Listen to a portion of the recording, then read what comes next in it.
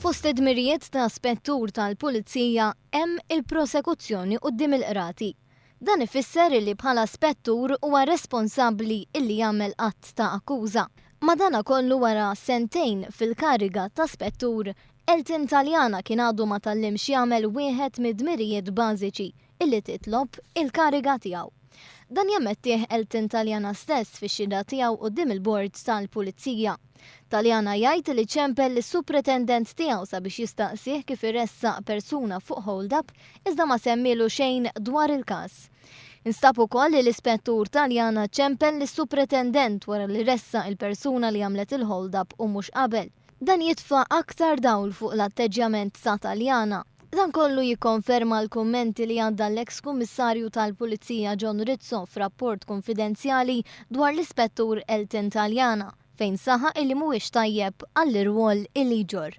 Rizzo jgħid li Taljana kien jaħdem bħala bouncer mal-ar karatri li sib f'Paċeville u hemm allegazzjonijiet li jimporta armi tan-nar u anke involut fi ħruq ta' residenza apparti li kellu konnessjonijiet ma' kriminali famużi.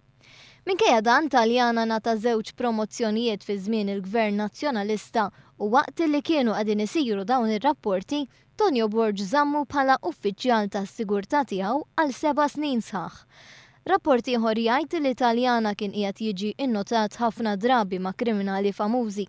L-istess dokument jiżvela aktar fatti xokkanti kif saħansitra kien hemm allegazzjonijiet li huwa kien qiegħed jaġixxi ta' messaġġier sabiex id-droga kokaina tasal minn Malta għal Għawdex. Rapport ieħor juri kif Taljana kien qed jgħin lil Duncan Petroni li kien jinsab arrestat il-Brażil u lil Pascalino Cefaj li kien jinsab taħt arrest preventiv minħabba każijiet ta' droga. Sa dan it-tant wara sentejn fil-kariga ta' spettur, Elton Taljana lanqas kien jaf jibgħat messaġġ intern fil-korp tal-Pulizija.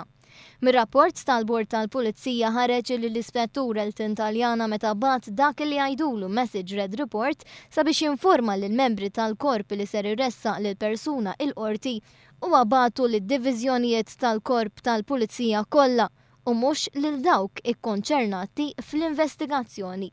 Fosthom huwa bagħat il-messaġġ lill-kappillan u lit-tabib tal-korp. Mir-rapport ħareġ ukoll li l-ispettur Taljana ma tax każ il-messaġġ intern li rċevih bħala l-ispettur tad-distrett fejn seħħ il-hold-up illi tressa il-qorti dar il-Luke Borg.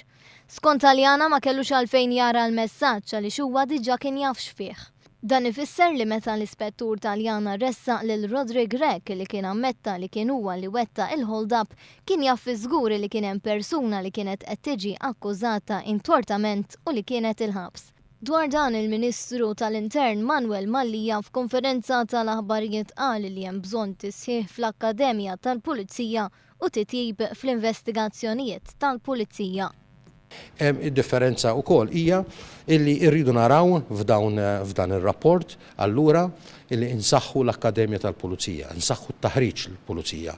Min dan ir-rapport wera pereżempju li jista' jkollok każ illi persuna laqqas jaf ċertu affarijiet bażiċi għalkemm jista' jkun spettur tal-Pulizija, dawn huma affarijiet illi ma nistgħux inħallhom għaddej. Elton Taljana li daħal bħala kuntistabbli tal-Pulizija ġie promoss għal surġent u ftit wara għal grad ta' spettur fi żmien 7 snin taħt Gvern Nazzjonalista. Għal 7 snin sħaħ huwa kien uffiċjal tas-sigurtà tal-eks Ministru Tonio Borg li kien irresponsabbli mill-Pulizija.